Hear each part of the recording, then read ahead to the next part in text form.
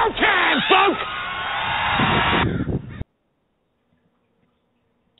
Hello, everyone, and welcome back to the Chef Cardinale Cooking Show, live right here on American Variety Network. I'm Chef Alex Cardinale, and I'm really glad to bring the Chef Cardinale Cooking Show back.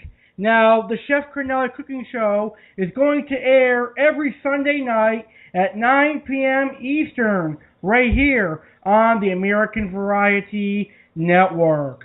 Now, the Chef Cardinale Cooking Show was the very first podcast that I, Alex Cardinale, ever did, and it was a very successful podcast. And those are the two reasons why I decided to bring back the Chef Cardinale Cooking Show. And I really enjoy doing the Chef Cardinale Cooking Show, and I find that this seems to be my most popular show. I get a lot of positive feedback from all of my listeners with this show, so I figured, you know what, we can bring the Chef Cardinale Cooking Show to the American Variety Network. Now, my last Chef Cardinale Cooking Show was over a year ago, so I'm very excited to revive this show. Now, on my very first episode of the Chef Cardinale Cooking Show, back tonight, you're going to need a notebook and a pen and paper, or you're going to need Microsoft Word, because I'm going to be giving you 15 of my delicious recipes. Yes, that's right, folks. I'm going to give you 15 of my awesome recipes. Now, there is no other cooking show here on Blog Talk Radio or any other cooking show in the world of podcasts that's going to give you 15 recipes in one episode, and that exactly is what I'm going to do tonight. I'm going to give you my delicious pasta recipes, my delicious entree recipes, and my delicious dessert recipes. All the recipes I'm going to give out tonight have been tested by my family. My family members love these recipes, and I even made these recipes for a restaurant when I was in culinary school, so they've been sold in a restaurant. So you guys should know that all of the recipes I'm going to give out tonight are awesome recipes. Plus tonight, I'm also going to be discussing some culinary arts related topics, such as if I'm really a chef, and how and why I got into cooking, and much more. This is going to be a fun cooking show that I, the host, is going to enjoy, and you, the listeners, should enjoy as well. Now, tonight's show is being broadcast live, like all of our shows here on the American Variety Network. So please feel free to call in live at 1-347-989-8142 with any cooking questions or to share your own recipes. Alright? Again, if you have any cooking questions or you want to share your own personal recipes, please feel free to dial in at 1-347-989-8142. Ladies and gentlemen, boys and girls, the Chef Cardinale Cooking Show goes live for the first time in 1 year with over 15 recipes next. So, stay tuned, my friends.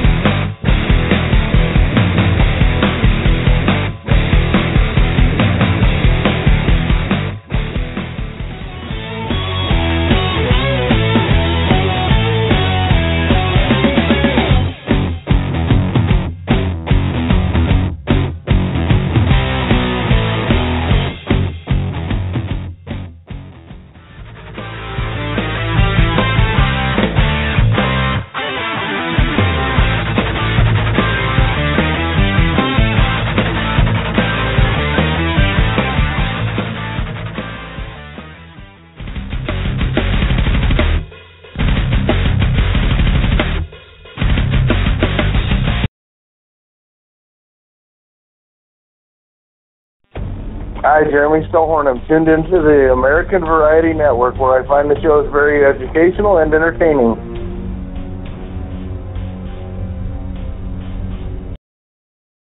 You are tuned in live to the American Variety Network, here, live on Blog Talk Radio. With a name like American Variety, you can expect a wide variety of topics. Now, let's get live here on the AV Network.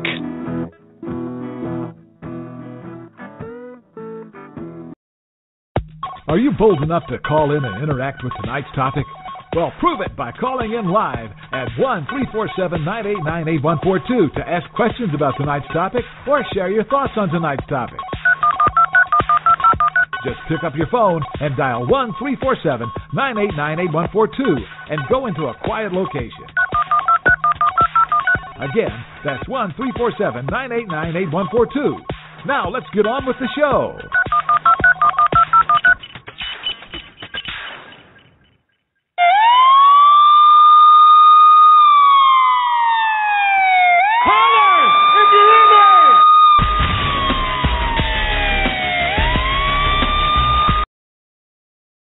The Chef Cardinale Cooking Show is back on American Variety Network. American Variety Network is proud to present to you Chef Alex Cardinale and his very own successful cooking podcast called Chef Cardinale Cooking Show. Chef Alex will dive straight into your kitchen and teach you how to cook awesome meals. Are you ready for a cooking show hosted by a young, passionate, energetic, and food fun-loving chef who is going to come to each and every show with a smile? You've found the right cooking show. Want to chat food or share your recipe or ask cooking questions? Great. Just dial 1-347-989-8142. Now, let the cooking begin. Chef Cardinale, take it away.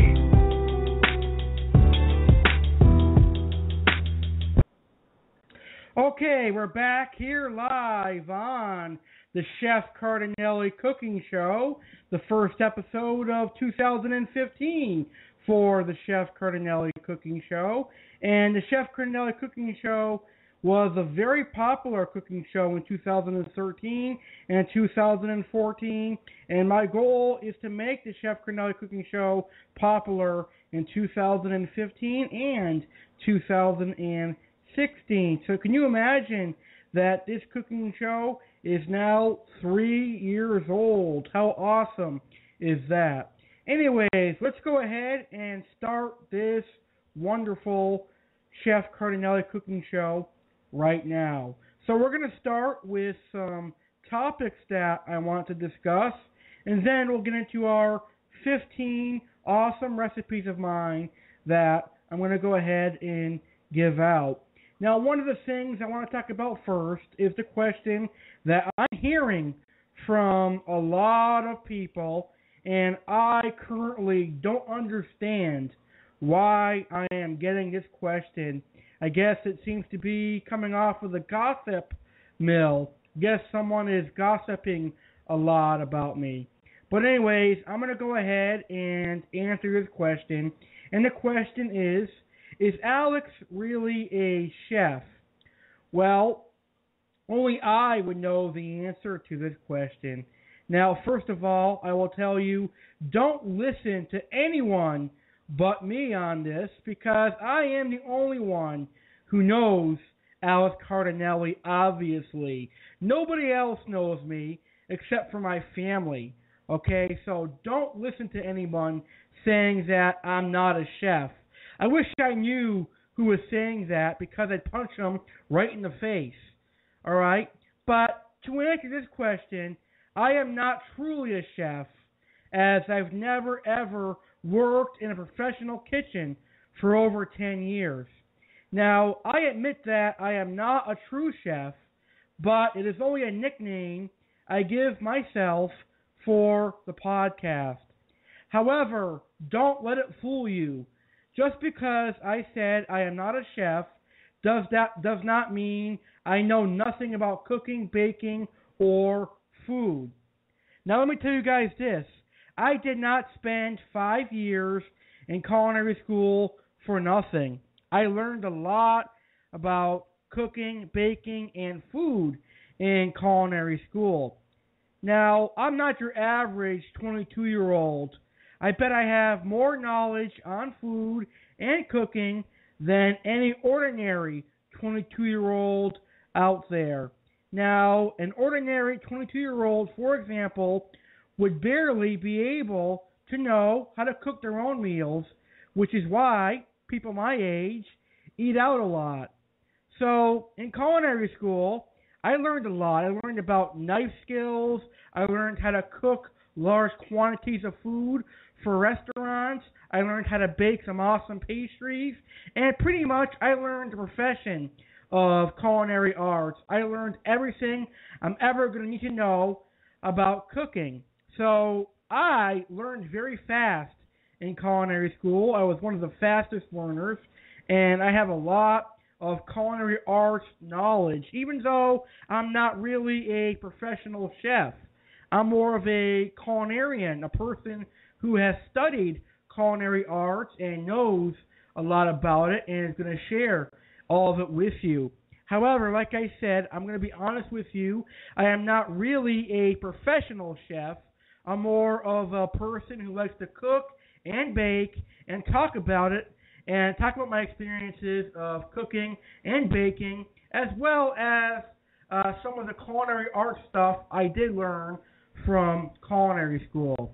So all my shows are going to be focused on a personal level, where I'll be talking about the recipes that I use and some of the stuff that I learned along the way in culinary school. Now, I am actually ServSafe certified until 2020. So from 5 years from now, if I decide to go back to work in a culinary arts field, I can, because I am ServSafe certified. Now, what does that mean? That means that I actually took a test to serve food safely, and I passed it. Now, ServSafe is a state-required test that you have to have if you want to work in a kitchen. It actually requires you to handle food safely, like, for example, proper cooking temperatures, proper serving temperatures, and all things of that nature. So I took the test and I passed, and now I am ServSafe certified. That was one of the things that I did in the culinary college before I got injured. And I'm really happy to be ServSafe certified, even though right now, currently, I haven't worked in a kitchen for a little while. But ServSafe certification en masse is a requirement. It might not be required in every state in the United States, but it's required en masse, and it's actually a certificate that travels all over the country as well. We'll talk more about ServSafe when I actually have a guest on the show who actually works for ServSafe. That's going to be in 2016. He's going to do a better job explaining to you what ServSafe is than I ever could. Okay? Now, for a little while, I actually did work for a bakery right here in Springfield, Massachusetts. Actually, is currently shut down right now, and I think they are permanently closed. But I did work a couple of shifts at the Gus and Paul's Bakery in Allen Cooley Street, right here in Springfield, Mass. I actually baked a couple of pastries and cookies and breads and stuff, and I got some good experience from working at Gus and Paul's Bakery. And when I was at culinary school, we had a restaurant, and I worked at that restaurant, and it was a very fun time. I in a dining room, getting experience as a waiter, and I also worked in the kitchen as a line cook, preparing foods for orders and such, and I also worked in the bakery, making desserts for the school bakery. That was pretty good, so I enjoyed that as well. Now, like I said, I'm not a chef, but I'm just a culinarian, or rather a good cook, who wants to share my knowledge with all of you, my listeners. And by the way, I appreciate anyone who tunes into my cooking show. I love all your listeners, and I love all your feedback. So thank you very much for tuning into the show. Now, technically, I could just apply for a job and enter the kitchen as a line cook if I ever felt the need to go back to work. Now, the reason I did leave culinary college was two reasons mostly. The first reason is I actually developed a back issue that I had when I was younger, but the back issue got worse as I matured into my teenage years, and it got worse over the last couple of years. So I probably would not be better off standing on my feet working as a chef for many hours in the kitchen. If I did that, the doctor said I'd probably be wheelchair bound by the age of 40. So I made the conscious decision saying I'm going to leave the culinary arts field for now, and I'm going to drop out of culinary school. Now, 2 years later, I don't think that was the proper decision because now I'm stuck with a student loan, but we will have to work out that student loan somehow. But one of the major reasons I decided to leave culinary college was because of the medical issue and the fact that I was lied to during the course, because I was actually studying pastries and baking, but we were doing knife skill classes and we were doing cooking classes, which I did not need because I already took that up previously in my culinary arts class in high school. Secondly, the second reason I decided to leave culinary college was basically a repeat of everything I've already done in high school, and I got bored with it. I say, you know what, I'm not going to pay $25,000 or $40,000, whatever it is, just to have a repeat of high school and do everything the same that I did in high school. I'm out of here.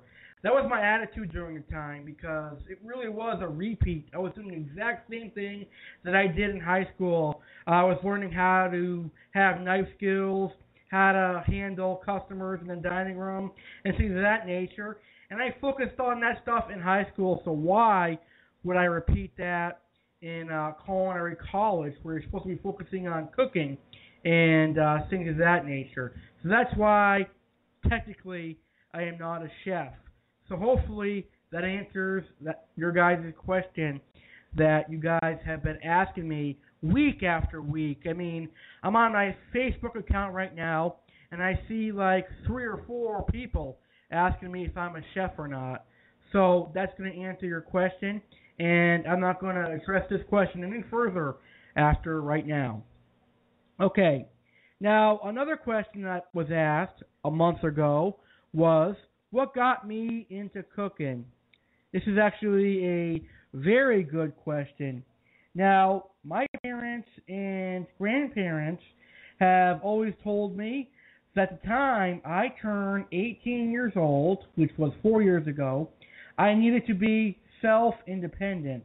I need to wash my own clothes, cook my own food, etc. And cooking was the first thing that I actually learned to do. I actually learned how to cook at the shocking age of only 12 years old. And I shocked my parents and grandparents and great-grandmother. Now, I remember it like it was yesterday. They all were tired from Christmas shopping, and they were going to skip dinner at night. But my brother and I were hungry. So, me being an Italian, I jumped in and did something. Now, I'm not going to lie to you, the first time that I actually cooked, I was really nervous that I was going to hurt myself or burn the house down, but I did not, and I did fine. Actually, for the first meal I ever made in my whole entire life, it was rather well. Then, from there, I began cooking and baking, and really never stopped. I mean, I bake and cook for all the holidays that we celebrate. I bake and cook dinner on a regular basis. I've always loved cooking, and I've always will. Now, like I said earlier in the show, I also took cooking classes in middle school and then culinary arts as my primary subject in high school, and I also did a brief 6-month course in my brief college tour, as I call it. Really, I think I could give credit to Food Network and my parents and grandparents for teaching me how to cook. In my honest opinion, the best way to learn how to cook is to get in the kitchen with your parents and grandparents and observe what they do. And then I also think that hands-on experience is my best way of learning. When I got in the kitchen and I started cutting up onions, cutting up tomatoes and cucumbers, and cooking pasta and helped bake desserts, I picked it up really quickly, and that helped me learn how to cook faster. I think hands-on experience, when it comes to cooking experience, is necessary. I think hands-on experience is going to help you learn how to cook good foods faster than any sort of technology, faster than any sort of book. I think hands-on experience is going to help you cook faster, and you'll have much more fun by having hands-on experience than reading a book, let's say. Now, some of the things that I actually learned to make were from my mother, grandmother, and grandparents. Now, for example, I learned to make a good homemade tomato sauce from my mom and then her grandparents. And a lot of desserts that I make are actually recipes that have been passed down from my grandparents. So a lot of the stuff that I actually get into the kitchen to make are from my family. And any good cook is going to use recipes from their family because it is a tradition that always gets passed down. It's like a hand-me-down, but it's one that you actually want.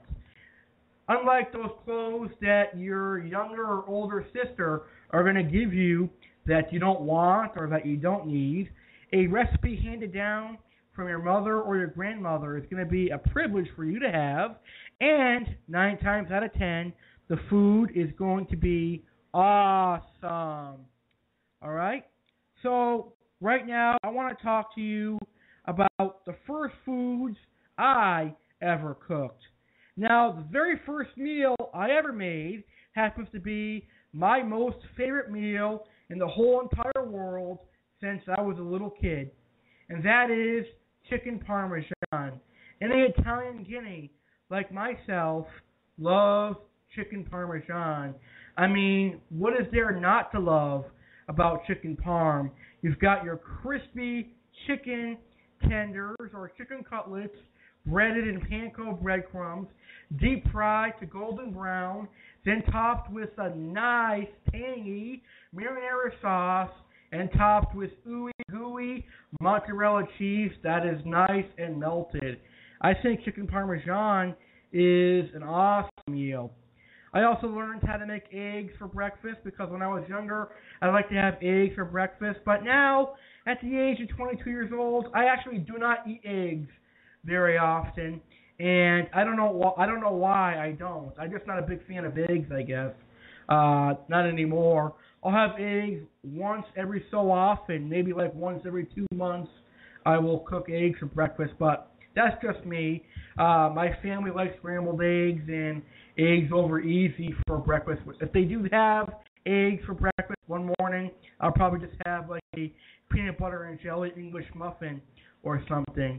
The next food I learned to cook was French toast, one of the easiest things to cook. And if you have a young kid, say around the age of 10 to 11, I think one of the best things to teach them how to make first is French toast because it really is easy. And then I made chocolate chip cookies, cakes, and much more. So as I got older, each year I got older, I experienced more foods. And I started baking about the age of 14. And I used to bake a lot with the cake mixes, and I used to make homemade cookies and stuff at that age. Now, I try to make as much baked goods homemade as I physically can. I like using cake mixes once in a while, but I also do like making a very good homemade red velvet cake. Okay? Now, we've got a question from one of our live listeners on Twitter, and they want to know, why is cooking such a good thing to know how to do? Great question. Now, that is a question that is kind of hard to answer. I mean, cooking is really a necessity because you have to eat. And a lot of people think of cooking as a chore, but you should not think of cooking like a chore. And I'll explain that to you right now. I personally love cooking because I get to be able to be proud of what I make, and I know that whoever eats my food will love it. Now, to me, cooking is not a chore. To me, cooking is not a necessity, but after all, it is a fun hobby. I think of cooking as an art form. I think of it as a fun art form and a fun hobby. All right? You should think of it as that way too, because you are creating something that you are putting on a plate and that people are going to enjoy and like and respect you for. We all have to eat, right? So why not have fun cooking? And if you have fun and make your food with love, it will be great. Okay? Now, I often think that if you know how to cook, you're in for a great life, because you'll have confidence in your life because of your great meals. You'll be able to pleasure women or men because of your cooking skills.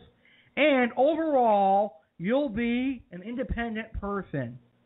Not only that, but by knowing how to cook, you save money on ordering out all the time. Just think about it. Think about if you go to McDonald's all the time. Even the McDonald's dollar menu adds up all the time. If you order pizza all the time, if you order Chinese all the time, it can lead to about $2,000 to $3,000 in just about 2 years' time, or even double that. So that's a lot of money if you do not know how to cook and you keep going out to eat and keep ordering takeout food. It's going to cost you a lot of money. All right? So if you limit takeout, it will be a lot less than $2,000 to $3,000 or even more in 2 years.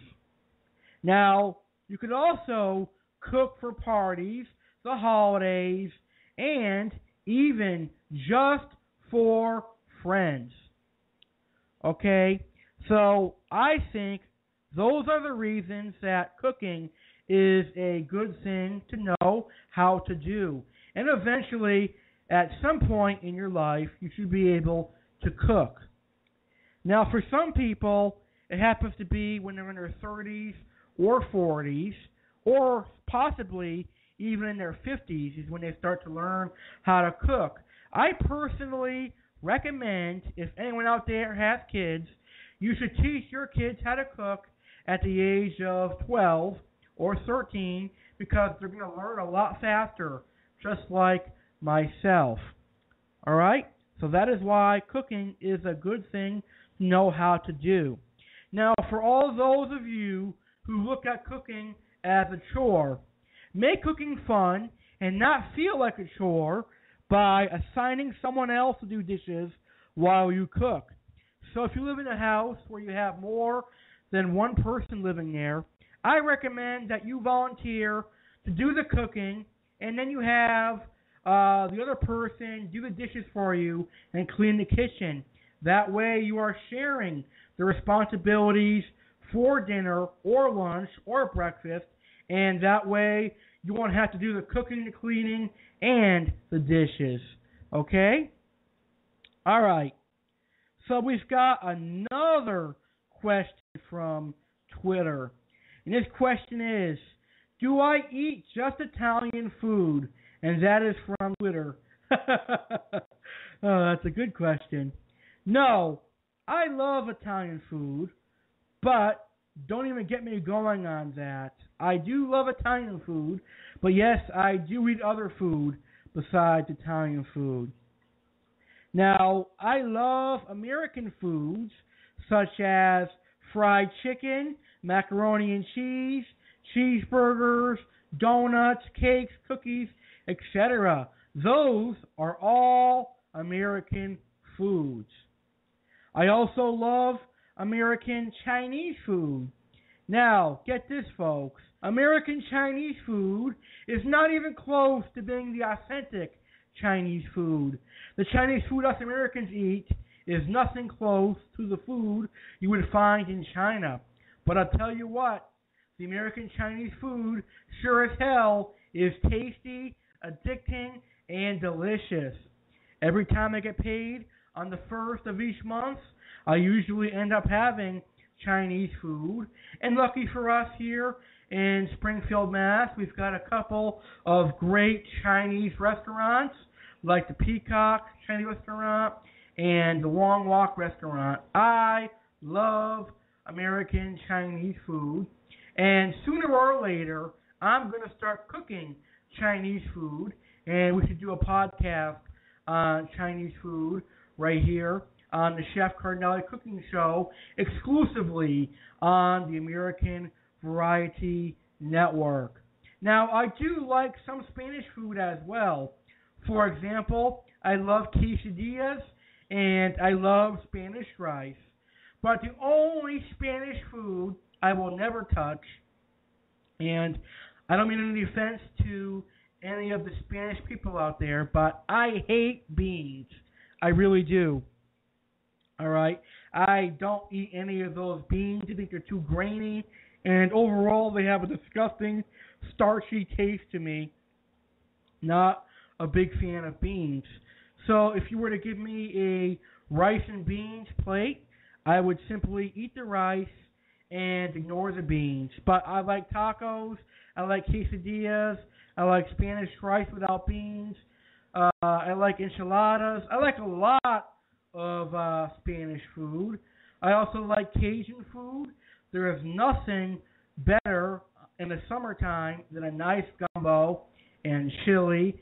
I like Louisiana-style food. I like a lot of food, and that's the chef in me. I just don't stick to Italian food. I stick to a whole wide range of foods that I think are really good. Now, let's not forget that I, Chef Alex Cardinale, also have a sweet tooth. That's right. I love my desserts. I love bread pudding. I love red velvet cake, which was created and introduced right here in the United States of America. So that's definitely an American dessert. I love cannolis, and that's an Italian dessert, which I just realized now. I love Twinkies, Oreos. So I love a lot of American sweets, I'll just say, because I don't want to sit here and tell you guys about all the desserts that I like, because it'll take us a full hour to do that. So the answer to this man's question on Twitter is yes, I do eat other food besides Italian, and I basically just rambled on, but the answer to that question is yes. So those are all the topics that I want to talk about on tonight's show. Now, coming up next right here on the Chef Cardinale Cooking Show, I've got 15 of my delicious recipes that I want to share with you. So coming up next on the Chef Cardinale Cooking Show is recipe time. But first, we're going to go ahead and take our first intermission. We're going to hear 2 songs during this intermission, and then we're going to hear some of our infomercials. And when we come back, we're going to start handing out our 15 delicious recipes.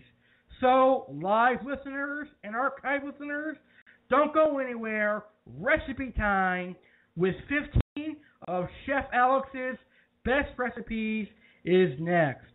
But first, we're going to hear some songs, and then we're going to hear our commercials. The songs we're going to hear are from Enrique Iglesias and Backstreet Boys. The first song is Hero, and the second song is I Want It That Way. We'll be right back with more of the Chef Cardinale Cooking Show right after this.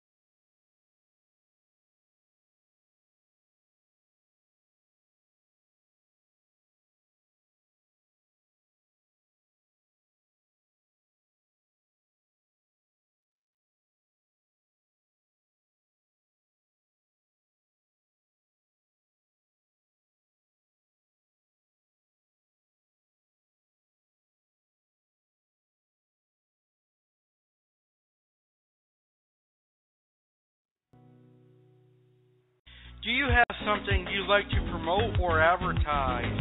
Do you want to get some much needed exposure for your business or your very own Facebook page or even your very own podcast? Well, look no further than Jackie's help and advice for promoting on Facebook. Jackie will help you advertise your goods and help you spread the word.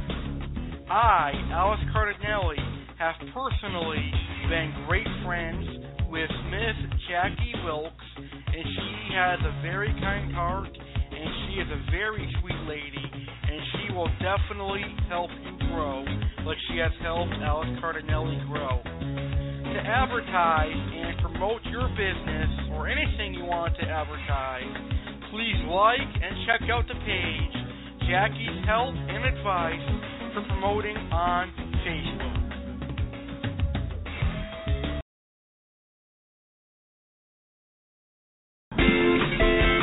Are you enjoying tonight's episode of the American Variety Network? Great! The American Variety Network really appreciates your listening. We also appreciate listener feedback.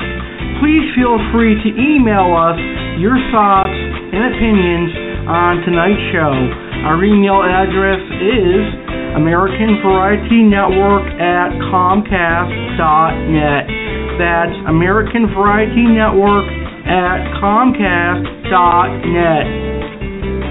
You may also email us with any questions, comments, or concerns you may have about our show. You can also email us to book a guest appearance on the American Variety Network, or you may contact us to become a sponsor of the American Variety Network. American Variety Network at Comcast.net.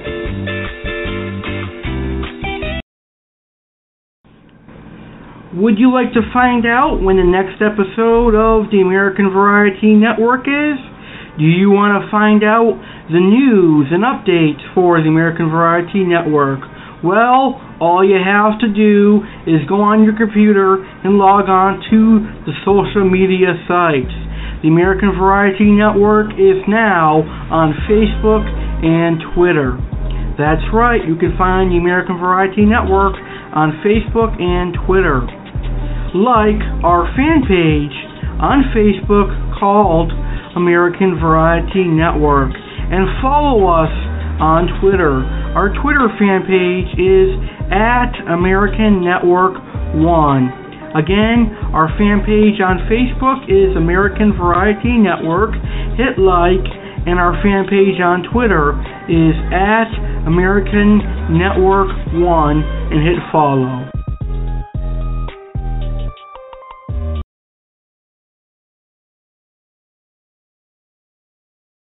While you're here listening to this show on Blog Talk Radio, feel free to check out some of the other great shows Blog Talk Radio has to offer. There are shows for everyone, whether it be sports shows, politics shows, comedy shows, talk shows, and yes, even church religious shows. Become a loyal listener of Blog Talk Radio today, blogtalkradio.com. Happy Halloween from Alex Cardinale and all of us here at the American Variety Network.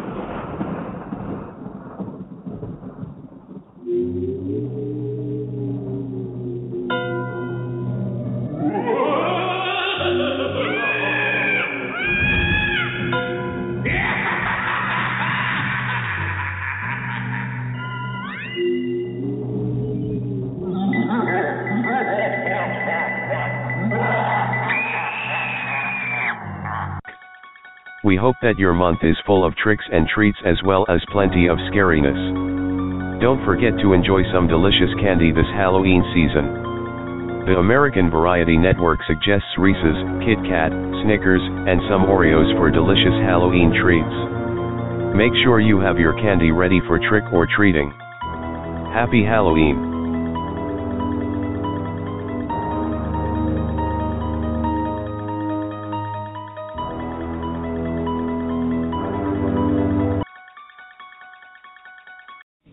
Halloween Tricks. The American Variety Network live on Saturday, October 31st, 2015 at 9 p.m. Eastern, 8 p.m. Central, 7 p.m. Mountain, and 6 p.m. Pacific. October 31st just happens to be Halloween. On a special Halloween night, the American Variety Network will celebrate Halloween with plenty of tricks and treats, scary Halloween stories, Halloween music, and candy discussion. So ghosts, goblins, and zombies come out of your trowel and tune into the American Variety Network for a special Halloween 2015 fun show. Join us Halloween night 9 p.m. Eastern at blogtalkradio.com/American Network. Happy Halloween. I see a zombie. Oh no! I see a zombie. Look out! You're listening to the American Variety Network, your only place for variety on Blog Talk Radio.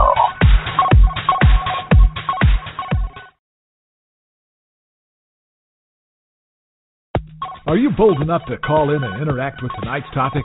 Well, prove it by calling in live at 1-347-989-8142 to ask questions about tonight's topic or share your thoughts on tonight's topic. Just pick up your phone and dial 1-347-989-8142 and go into a quiet location. Again, that's 1-347-989-8142. Now let's get on with the show.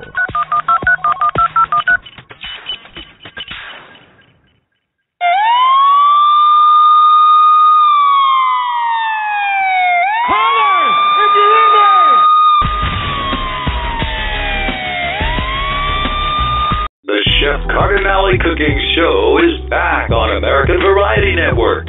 American Variety Network is proud to present to you Chef Alex Cardinale and his very own successful cooking podcast called Chef Cardinale Cooking Show. Chef Alex will dive straight into your kitchen and teach you how to cook awesome meals. Are you ready for a cooking show hosted by a young, passionate, energetic, and food fun-loving chef who is going to come to each and every show with a smile? You found the right cooking show. Want to chat food or share your recipe or ask cooking questions? Great. Just dial 1-347-989-8142. Now, let the cooking begin. Chef Cardinale, take it away.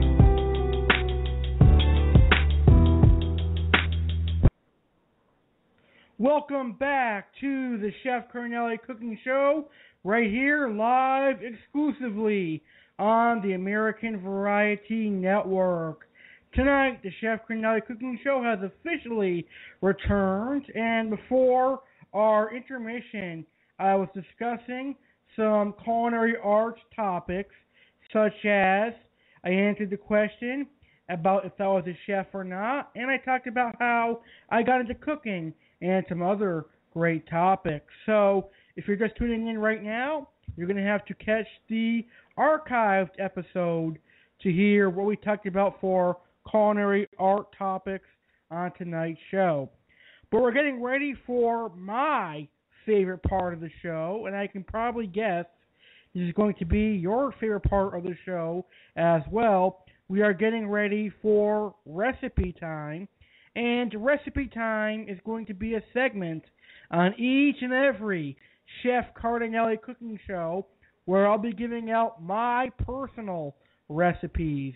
Each and every recipe that is given out on the Chef Cardinale Cooking Show is my recipe that I either got from cooking school or from a family member. But I guarantee you it is my recipe, and every single recipe I give out tonight, I have cooked and I have baked, and my family members and my personal friends have tried it, and they loved it, and you're going to love it as well. Okay, so we are getting ready for our recipe time. I'm going to give one last call plug. Today's show is being recorded live, like all of our shows, so if you ever have any questions, please feel free to dial in at 1-347-989-8142, or if you want to share your own recipes, please go ahead and call in at 1-347-989-8142. All right, let's get to the fun segment. It's recipe time with Chef Alex Cardinale. Are you ready for Chef Alex's delicious and mouth-watering recipes that are sure to taste as good as they sound?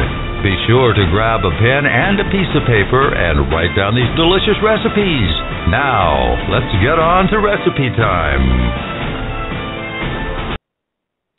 Okay, folks, make sure you got your pen and paper ready, or your Microsoft Word account open, or make sure you listen accurately to get these delicious recipes. Let's go ahead and get started. My first recipe I'm going to give out is my chicken parmesan recipe. Now, what chicken parmesan is it's an Italian meal that consists of breaded chicken cutlets or chicken tenders or breaded boneless chicken breast that is breaded with panko breadcrumbs, and it is deep fried until golden brown, and then it is topped with a nice tasty marinara or tomato sauce or spaghetti sauce, whatever you want to call it, and then it is topped with a mixture of cheeses. Usually for chicken parmesan, it could consist of mozzarella cheese, provolone cheese, and of course, Parmesan cheese. Hence, with the name Parmesan, you have to have Parmesan cheese with a good chicken parm. Now, chicken parm is usually served with pasta, or if you're on a diet, you can serve chicken Parmesan with a salad. And sometimes chicken parm could actually be turned into a grinder. Skip the salad and skip the pasta, and you could have a nice chicken parm grinder. Now, this recipe has significant importance to me because it is the first recipe I've ever cooked in my whole entire life. This is the first meal I ever learned to make. And I, Alex Cardinale, created this very own recipe. That's right. This chicken parm that I'm going to give to you was my own personal recipe. Now, when I have kids, I'm going to hand down this chicken parmesan recipe to them as well.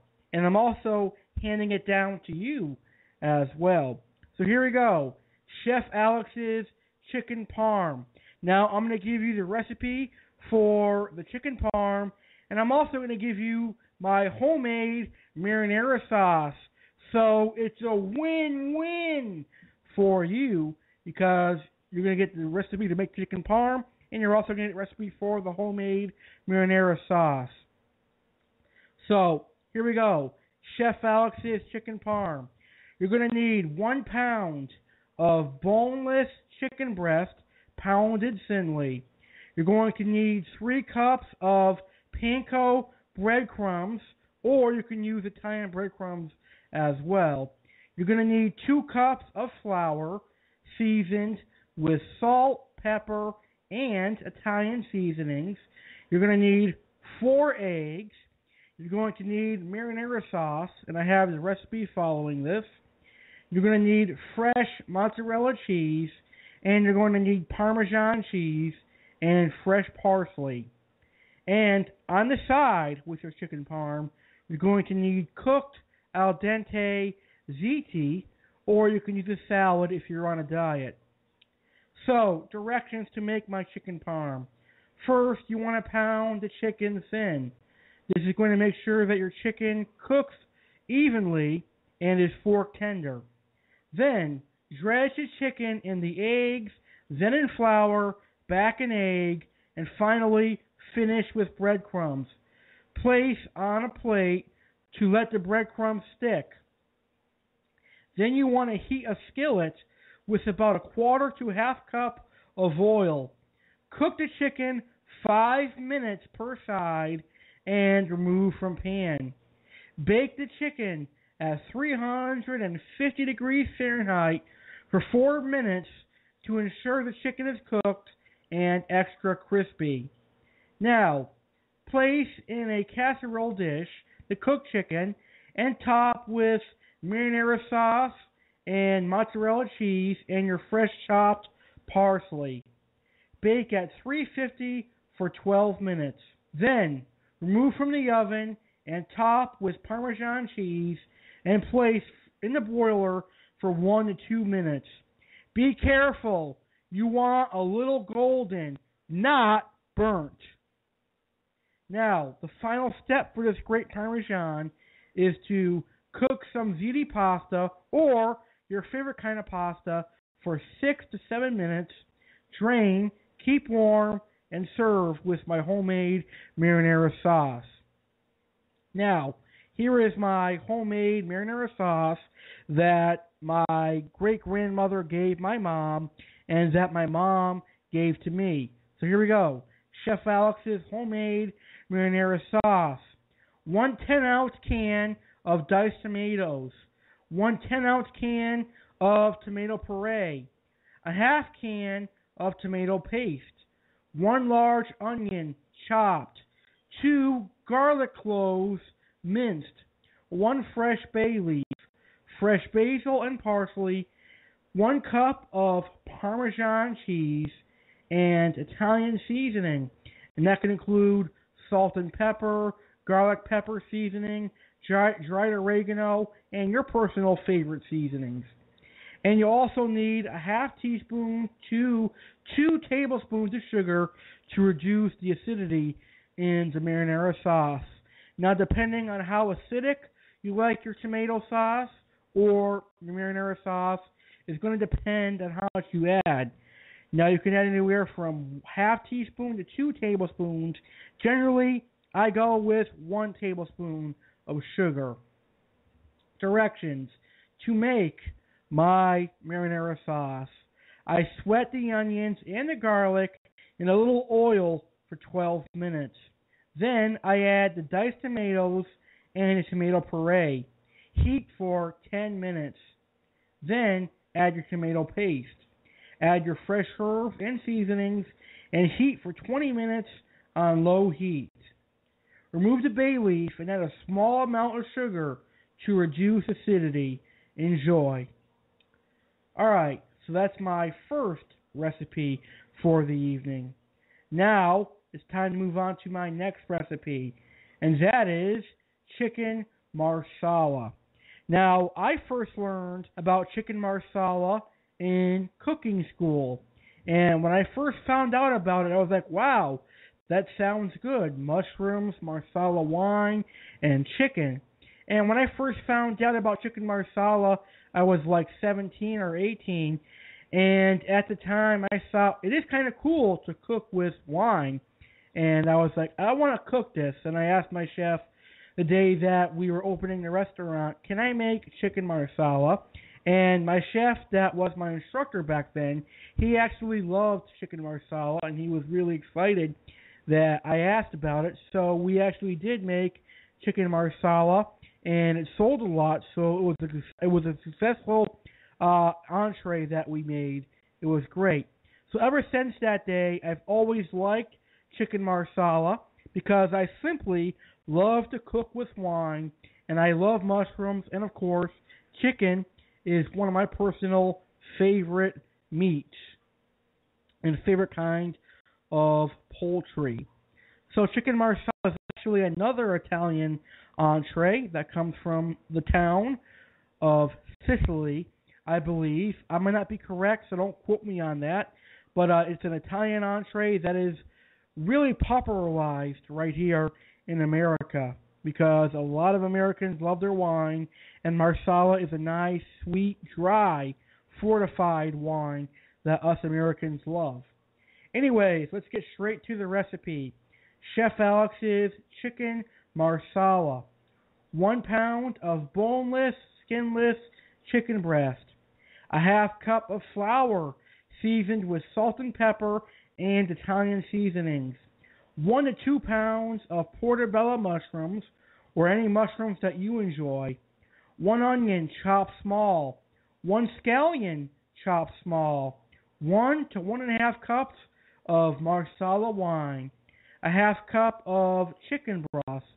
1 tablespoon of flour, and 4 tablespoons of butter. Now what the flour and butter is going to do is create a roux to thicken your sauce. Now, dredge the chicken in flour and saute in 2 tablespoons of butter, 3 minutes on each side. Now don't worry if the chicken is not fully cooked, it will finish in the sauce. Add your onions and saute for 4 minutes. Add your mushrooms and your shallots and cook for 5 minutes. Then stir in your flour and remaining 2 tablespoons of butter and combine with spoon until paste forms. This is the roux that is going to thicken your sauce. Now pour in your Marsala wine and chicken broth and cook and reduce for 5 minutes. Add the chicken back in and heat through for 5 minutes. Serve this delicious chicken marsala with pasta or rice and vegetables. Now on to my third recipe, which is Chef Alex's chicken franchise. Now, chicken franchise is a chicken dish that is made with a lemon sauce. It's made with lemon juice, white wine, and some flavorings, and usually chicken broth. Now, this is similar to a chicken dish made with a lemon beurre blanc, but not quite, because not that much butter is added to a franchise sauce. But it is still really good, and usually the good franchise does contain a little bit of butter. Now, the reason I like chicken franchise is because this is a recipe that I learned from culinary school. I was asked to make chicken franchise for the restaurant, and of course I did. And the chef told me, I want you to take a chicken franchise into the break room on your lunch, and I want you to give me your full, exact opinions and thoughts on this meal. And I was like, okay, I will do that. And I tried the chicken franchise, and I have to say it really is a great meal. And it turned into one of my personal favorite meals.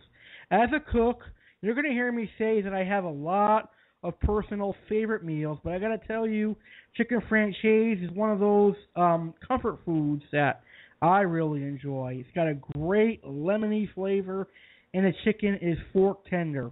Anyways, let me go ahead and give you the recipe that I use for chicken franchise. Here is Chef Alex's chicken franchise. You're going to need 1 to 2 pounds of boneless, skinless chicken breast. You're going to need a half cup of seasoned flour. You're going to need eggs whisked with a teaspoon of lemon juice. You will need 1 cup of any good white wine. You will need a half cup of lemon juice. And you'll need 1 tablespoon of butter. So what you're going to do is you're going to dredge your chicken first in flour, and then in the egg, and then back into the flour. Now, I want you to heat a skillet with a half cup of oil, and make sure the pan gets hot before you place in the chicken.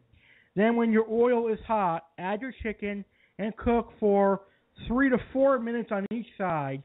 And again, do not worry if your chicken is fully cooked or not, because we're going to finish it in the sauce.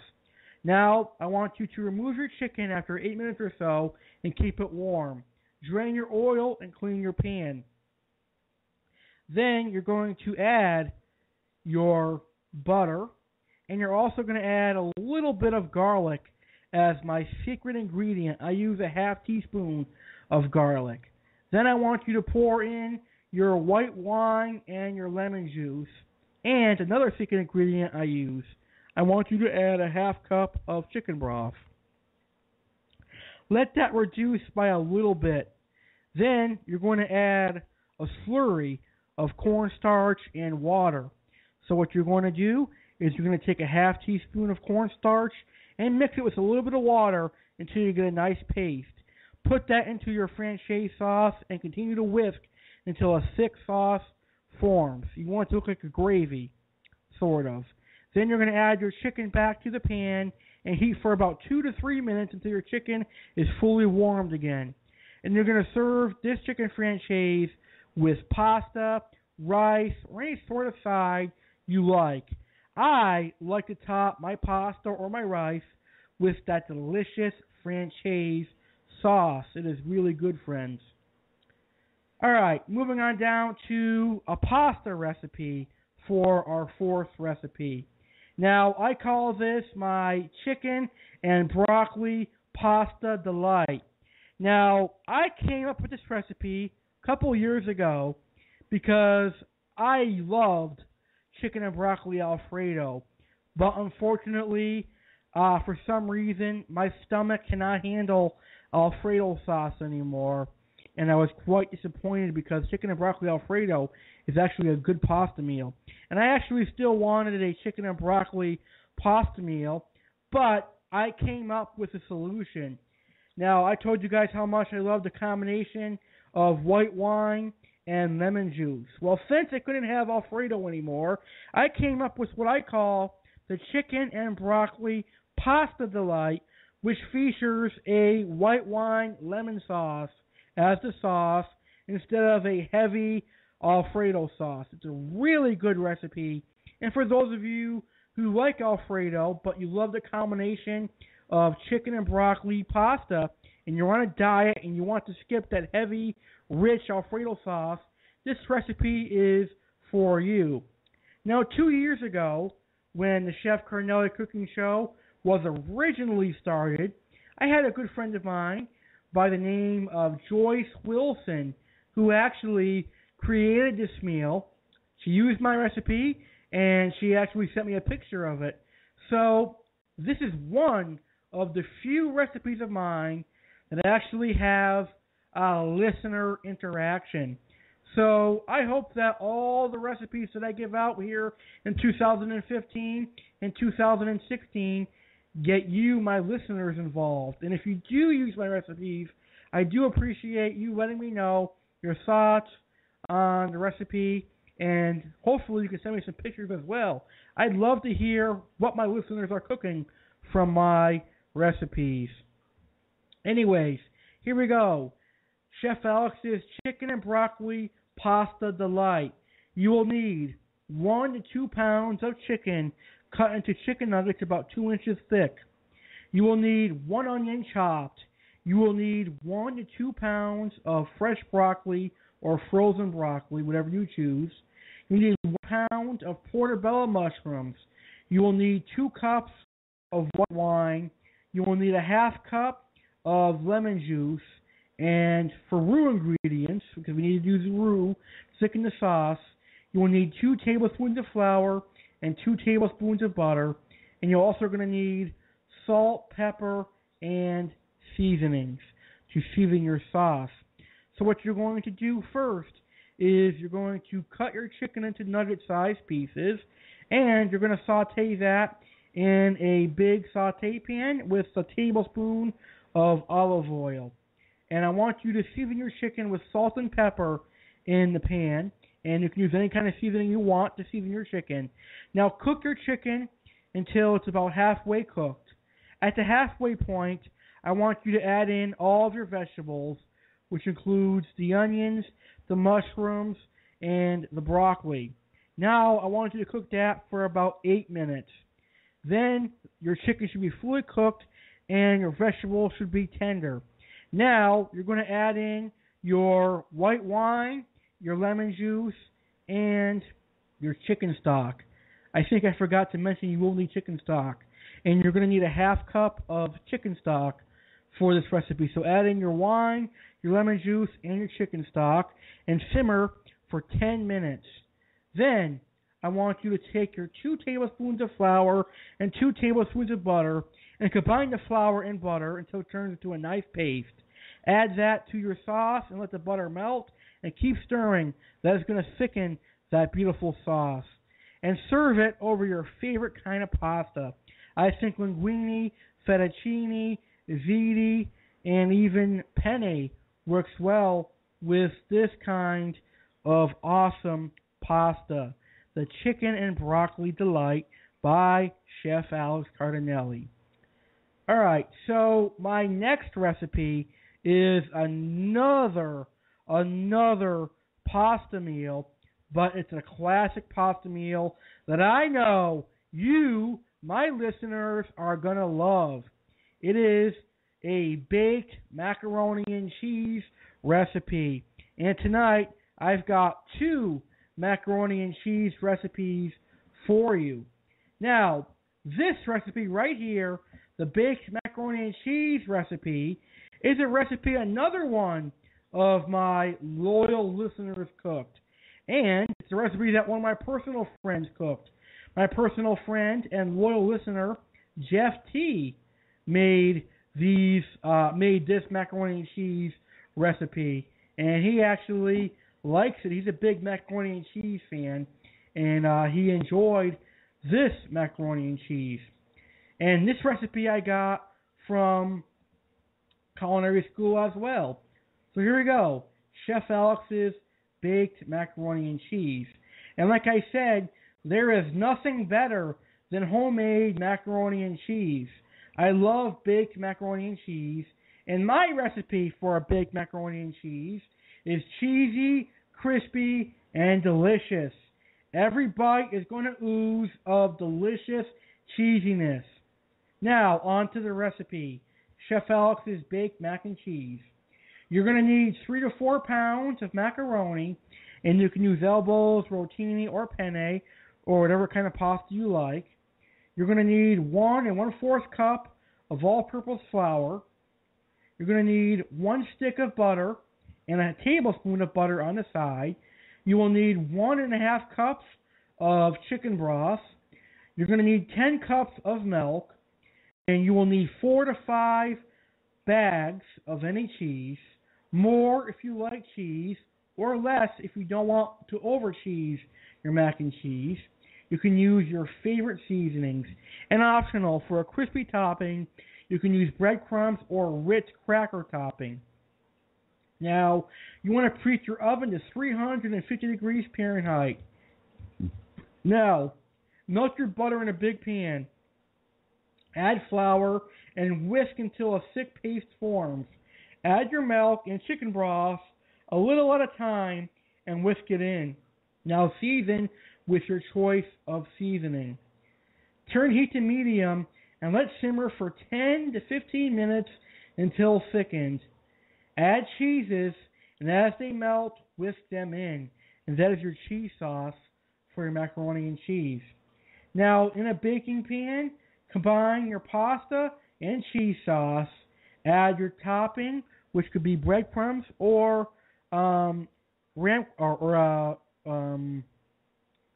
cracker crumbs, and add some more cheese.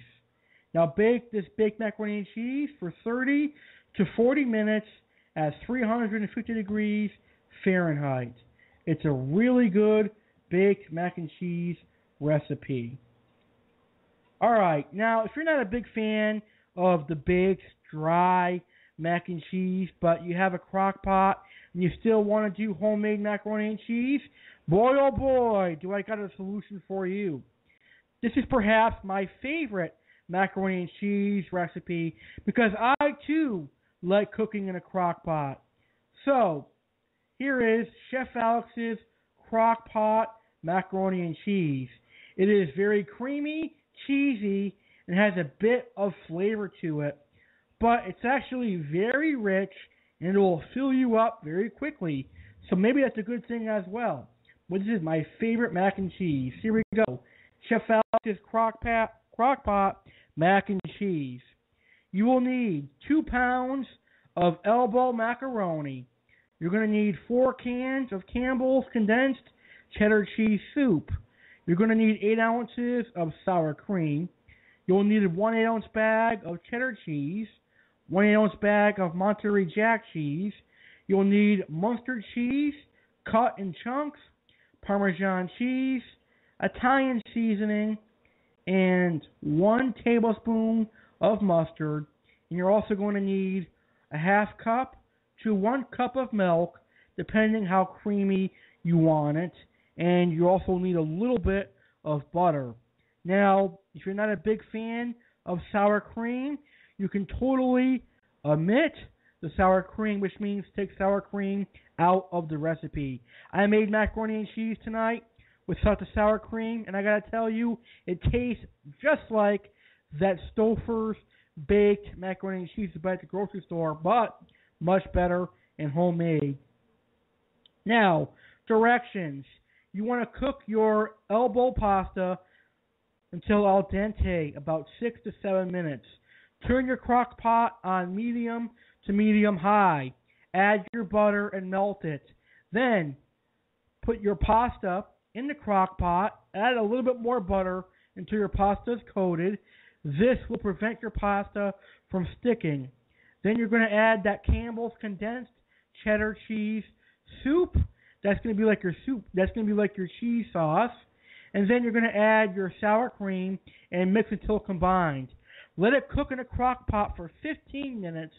Then you're going to add 1 8-ounce bag of cheddar cheese to your mac and cheese. Give it a good stir and wait 10 minutes. Then you're going to add the next bag of Monterey Jack cheese.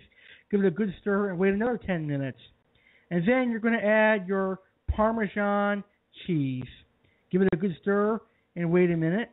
And then you're going to add your seasoning and your mustard. And if you want it creamy, you can add your milk. Now, I add my milk during the time that I add my cheddar cheese soup and the time that I add my sour cream. But the original recipe that I found online asked to add the milk when you add the cheeses. However, I found that it did not cook properly. So I advised, if you're going to use the milk to make it creamy, add the milk when you add the cheese soup and you add the sour cream. Now, once you've added all your cheeses, you're going to let this cook for about 30 minutes and you are ready to serve.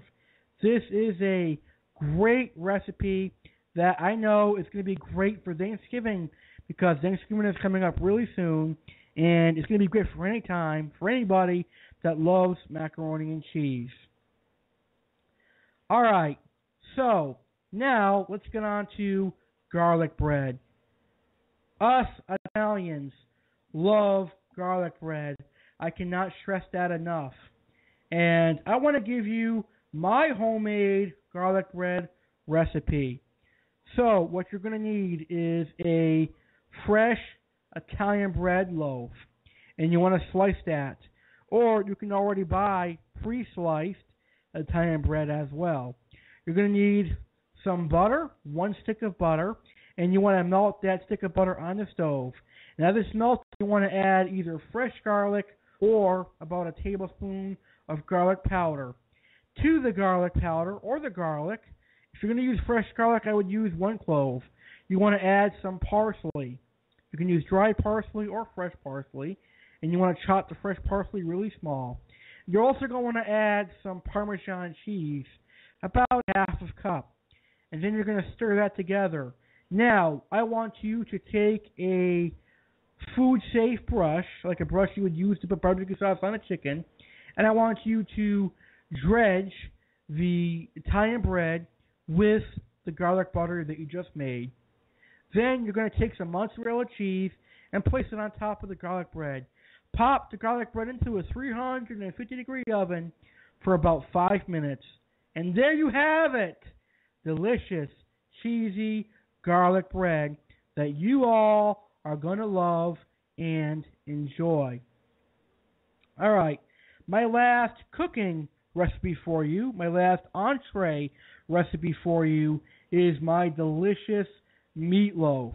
Now, as a kid, I did not care for meatloaf. I did not like meatloaf, but as I got older, in my teenage years, I started loving meatloaf, and to this day, at the age of 22 years old, I still do like meatloaf. So here we go. Chef Alex's meatloaf. You're going to need 1 pound of ground beef, 1 pound of ground pork, 1 pound of ground turkey. I use Italian seasoning, so I use a full tablespoon of Italian seasoning. I use a half teaspoon of salt. I use a couple pinches of ground black pepper, I also use about a half cup of breadcrumbs, 2 eggs. I use a little bit of Parmesan cheese, and I mix these together with my hands. Not overmix, or you're going to have a very dry meatloaf, and dry meatloaf is disgusting. So once you have your meat mixed, and if it's not put together well enough, add another half cup of breadcrumbs, and then form that into a log. And then for a sauce, I combine ketchup, mustard, and barbecue sauce, and I think it's pretty good actually.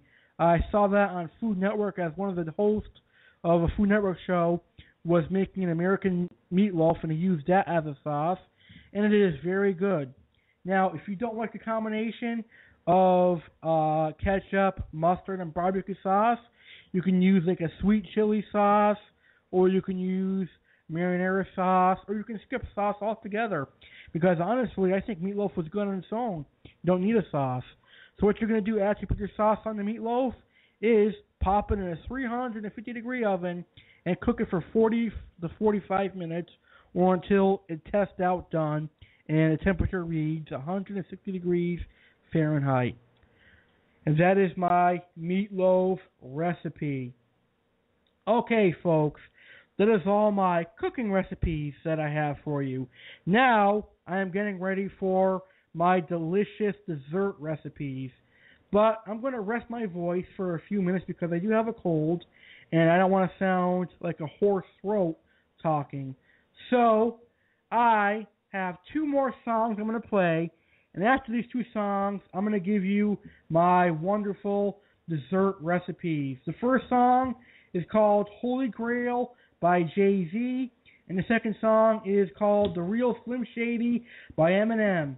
And when we come back, I've got a great chocolate chip cookie recipe, I've got a great M&M cookie recipe, and I've got some other great cookie recipes as well as a cheesecake, and I believe I have my red velvet cake recipe I'm going to give you. So, stick around, folks.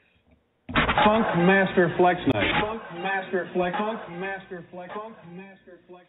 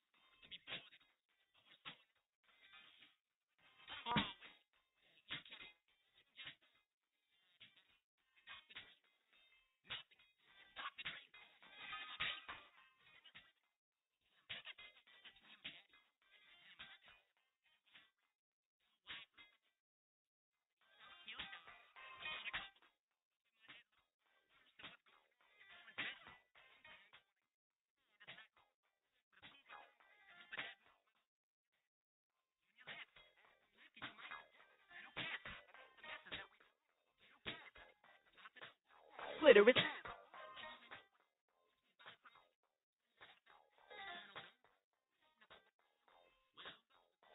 Cut.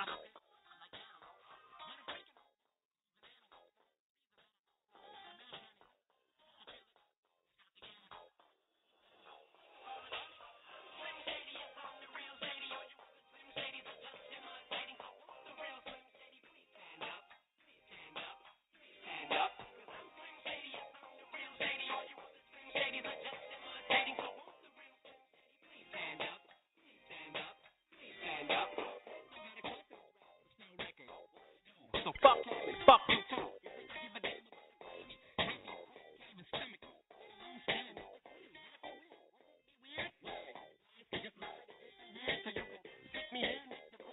Excuse me.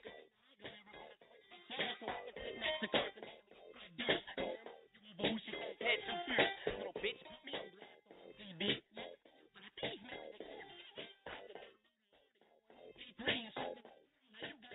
DD.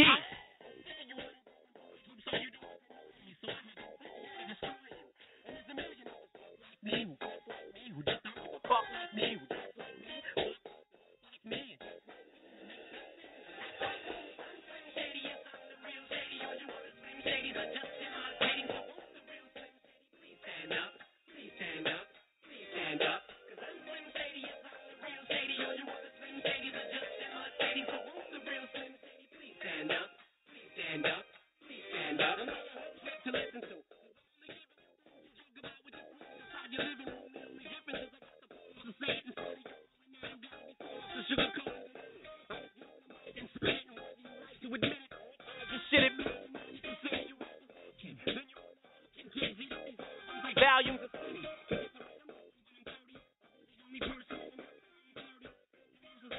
Jacking off.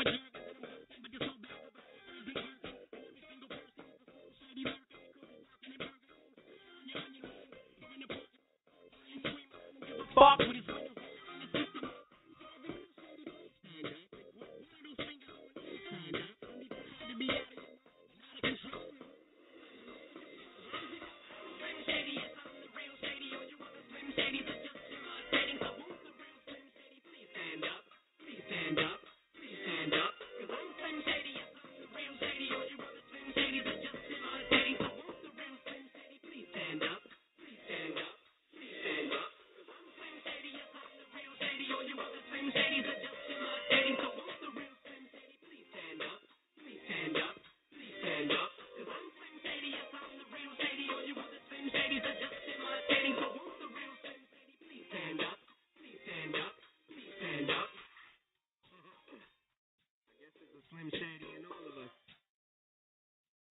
Fuck it.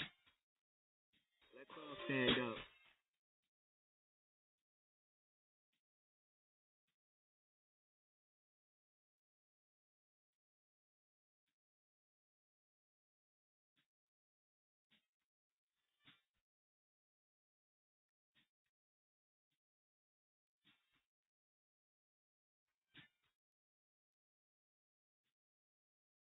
Okay, folks, we're back here live on the Chef Cardinale Cooking Show, and we are going to continue our recipe time with some great dessert recipes.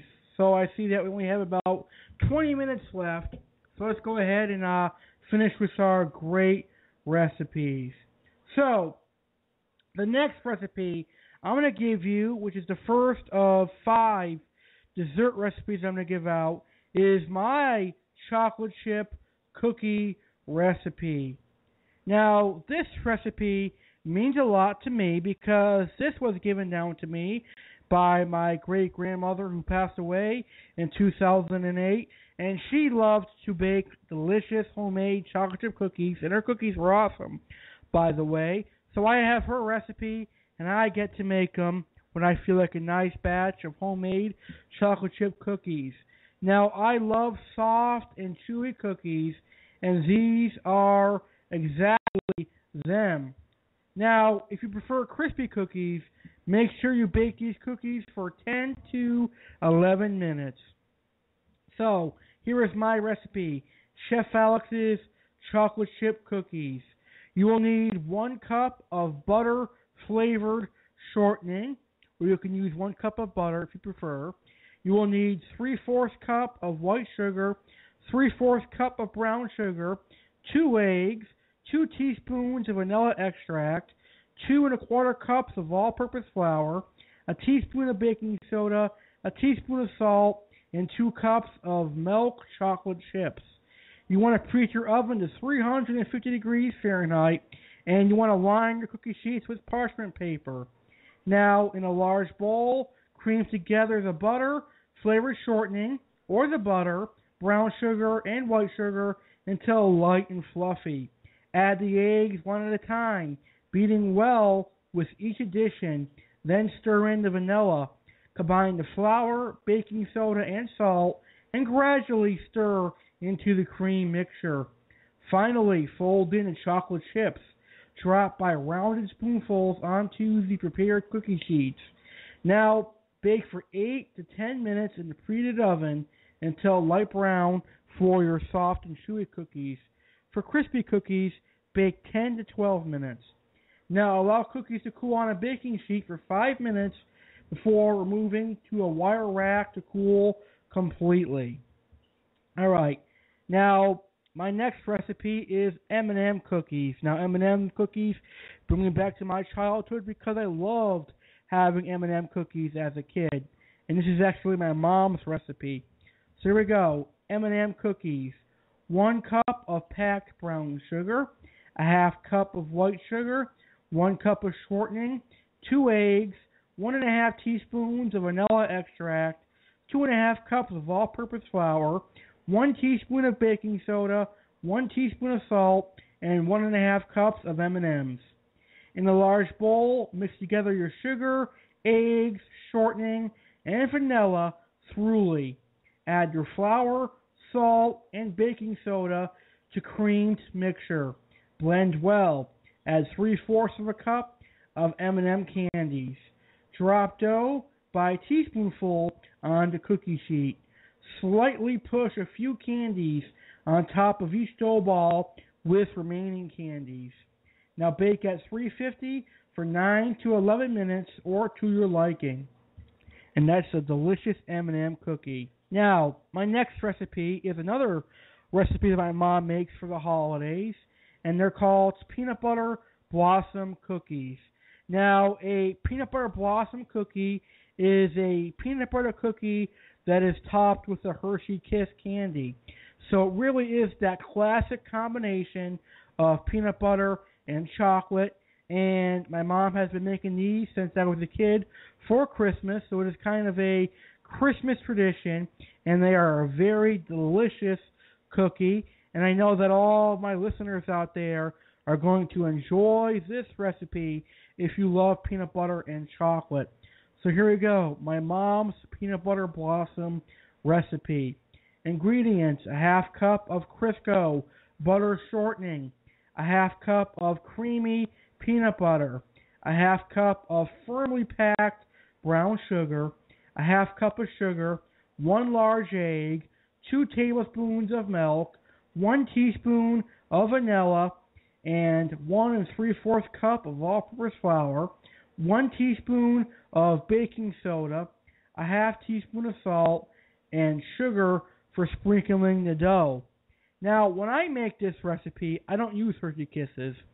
I either use Reese's Peanut Butter Cup, the minis, or I use mini Snickers. I think that the Peanut Butter Cups or Snickers work well with this recipe. So you can use any kind of candy you like. You can even use Twix or Kit Kat, or you can stick to the traditional recipe and use Hershey's if you wish. Directions: preheat your oven to 375. Cream together the shortening, the peanut butter, the brown sugar, and the 1/2 cup of sugar. Add egg, milk, and vanilla and beat well. Stir together the flour, baking soda, and salt, and make sure you sift that. Add the cream mixture. Beat on low speed until stiff dough forms. Shape into 1-inch balls. Roll in sugar and place 2 inches apart on ungreased cookie sheet. Now bake for 10 to 12 minutes or until golden brown. Now top each cookie immediately with an unwrapped candy piece, pressing down firmly so that cookie cracks around edge. Remove from cookie sheets to cool. Alright, so those are all of my cookie recipes for tonight, and all 3 of them are delicious, so I hope you give them a try. Now, let's move on to real desserts. We're going to start with a cheesecake recipe, and then we'll finish with our last recipe, which is a red velvet cake, and it's going to lead to 3 separate recipes. But first, let's get to our cheesecake recipe, and this one is a very, very good recipe. Now, we just did a primetime baking episode on cheesecakes a few weeks ago, and this cheesecake recipe is also featured on that show as well, but I figured I'd give it out on this show too. So, Oreo cheesecake. Like I said on the primetime baking show a few weeks ago, I love Oreos, and I definitely love cheesecake. So it's a win-win. I actually created this recipe when I wanted to take the classic Philadelphia cheesecake recipe and add my twist to it and add Oreos and heavy cream. And I was like, I think the cream is going to create the cream part, and the Oreos are going to create the cookies part, and I was going to make a cookies and cream cheesecake. And I got to tell you, as soon as I created that recipe, it was a huge success. My family loved it, my brothers loved it, my parents loved it. Everyone that came here for Christmas that year loved it. And I've always made the cookies and cream Oreo cheesecake ever since then. For Easter, or any time I have extra cream cheese and Oreos lying around, I make a cookies and cream cheesecake. So here we go. The easy cookies and cream cheesecake by Chef Alex. 2 packages, 8 ounces each of cream cheese, softened. A half teaspoon of vanilla, a half cup of sugar, a half cup of heavy whipping cream, a 1/4 cup of milk, 2 eggs, 6 Oreo cookies, coarsely chopped, about 3/4 of a cup, and 1 Oreo pie crust. Now, preheat your oven to 325 degrees Fahrenheit. In a large bowl, beat cream cheese until smooth. Gradually mix in vanilla, sugar, milk, and whipping cream, and mix until smooth. Add eggs one at a time until blended. Stir in a half cup of the cookies. Pour mixture into your Oreo pie crust. Sprinkle the remaining chopped cookies on top. Bake for 35 to 40 minutes or until center is almost set. Cool and refrigerate 4 hours or overnight. A very, very good recipe. Alright, my final recipe for tonight's show is my personal favorite cake, and possibly one of my personal favorite desserts of all time, and that is red velvet cake. I love red velvet cake. I found out about red velvet cake on Valentine's Day one year when I was working in the bakery of my high school culinary department, and I got introduced to it. I was told to make red velvet cake. I did, and I liked it ever since then. It's got a great chocolate flavor, and let's not forget about the deep red coloration and the beautiful, tasty cream cheese frosting. So I've been hooked on red velvet cake. So here's Chef Alex's red velvet cake. Nothing better than a homemade red velvet cake, in my opinion. So here's my recipe for a nice, moist, and delicious red velvet cake with 3 recipes, because I fill my red velvet cake with a no-bake cheesecake, and then I frost that red velvet cake, the no-bake cheesecake, with another layer of cream cheese buttercream. So I'm going to have the recipe for the no-bake cheesecake as well as the cream cheese buttercream right here, right now for you guys. Let's start with the red velvet cake. You will need 1 stick of butter softened, 2.5 cups of sugar, 2 eggs, 2 ounces of red food coloring, and that is 1 whole bottle. Now, I suggest using 1.5 bottle for a bloody red coloration, which is very pretty. And you want a bloody red coloration for Christmas. You will need 2 tablespoons of cocoa powder. You will need 1 cup of buttermilk. You will need 2 1/4 cups of cake flour, a teaspoon of vanilla, and a teaspoon of baking soda. Cream together the butter and the sugar. Add the eggs one at a time. Beat well after each addition. Now, in another bowl, mix together the red food coloring and cocoa to form a paste. Add this to the cream mixture. On low speed, add the buttermilk and flour alternately, beginning and ending with flour. Mix well. Do not overbeat. Add vanilla. Stir in vanilla. Blend in baking soda. Grease your cake pans. Place batter evenly into greased cake pans and bake at 350 for 25 to 30 minutes and cool. Now, for the filling, no-bake cheesecake. You're going to need 16 ounces of cream cheese, which is 2 packages, and I suggest using Philadelphia brand. Yummy! You'll need 3 cups of sugar, 1 teaspoon of vanilla, and lemon juice.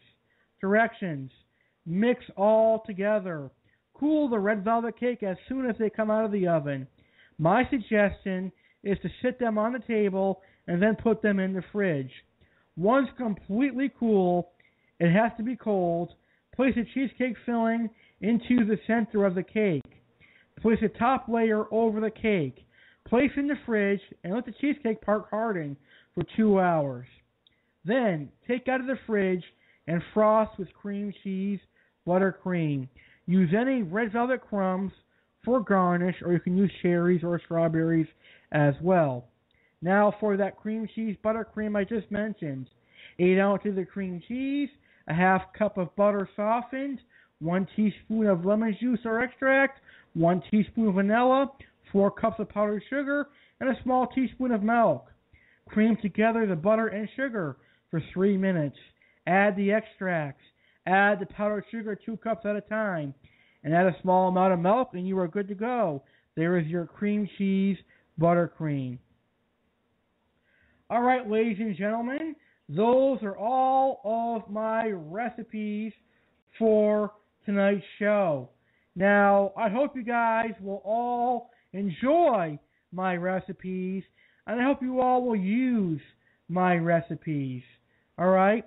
Now, if you do use my recipes, please let me know your exact opinions and thoughts on my recipe. Let me know how it comes out for you and how it tastes. You can either IM me on Facebook at Alex Cardinale or send me an email at AmericanVarietyNetwork@Comcast.net. I hope you guys use all of my recipes. Now, I know that I went over the recipes kind of fast, so to get my recipes, I really recommend listening to the show in the archive file and jotting them down.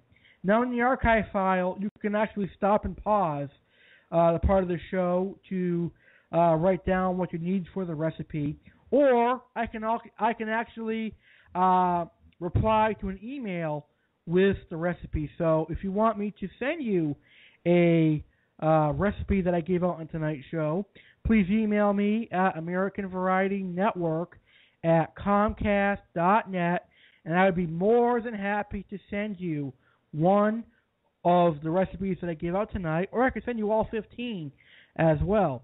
So if you want a recipe, I advise, please re-listen to today's show and fast forward to the recipe part and write down the recipes, or email me, AmericanVarietyNetwork@Comcast.net. All right, folks, that's going to do it for us tonight here on the American Variety Network. For the first time in 1 year, the Chef Cardinale Cooking Show is officially back, and I'm glad to see so many of you live in the chat room. That means I had a lot of live listeners. So I am very excited. This proves to me that the Chef Cardinale Cooking Show is always going to be successful. And like I said, the Chef Cardinale Cooking Show is going to air every Sunday at 9 p.m. Eastern. So that's going to be very exciting, and I hope all of you enjoy learning to cook and bake with Chef Alex Cardinale. Okay? So next Sunday at 9 p.m. Eastern, we're going to talk about American food, and I'm going to give you my delicious American food recipes.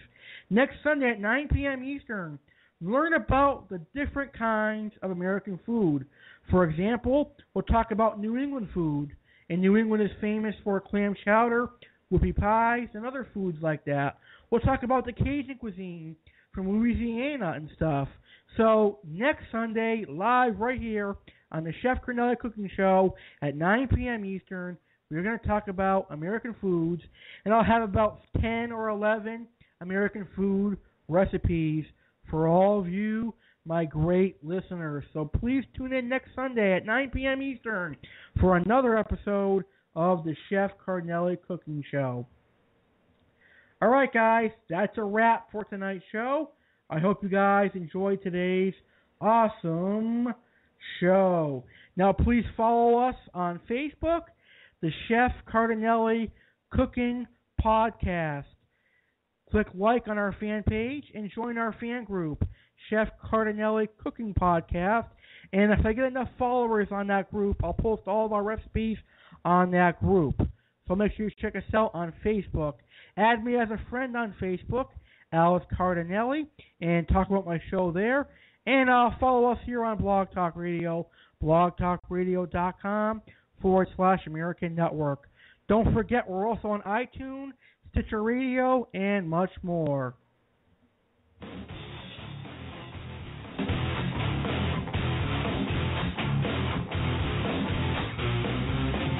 Cooking and food lovers, thank you so much for tuning in to tonight's episode of the Chef Cardinale Cooking Show. Chef Alex Cardinale and the American Variety Network are proud to bring back the Chef Cardinale Cooking Show. Tonight's show proves how successful the show is going to be. Thank you so much for tuning in. We appreciate your listeners, and we appreciate your listenership. Thank you so much for tuning in, and we'll see you next Sunday. Have a great week, everyone, and happy Columbus Day. Good night, everyone.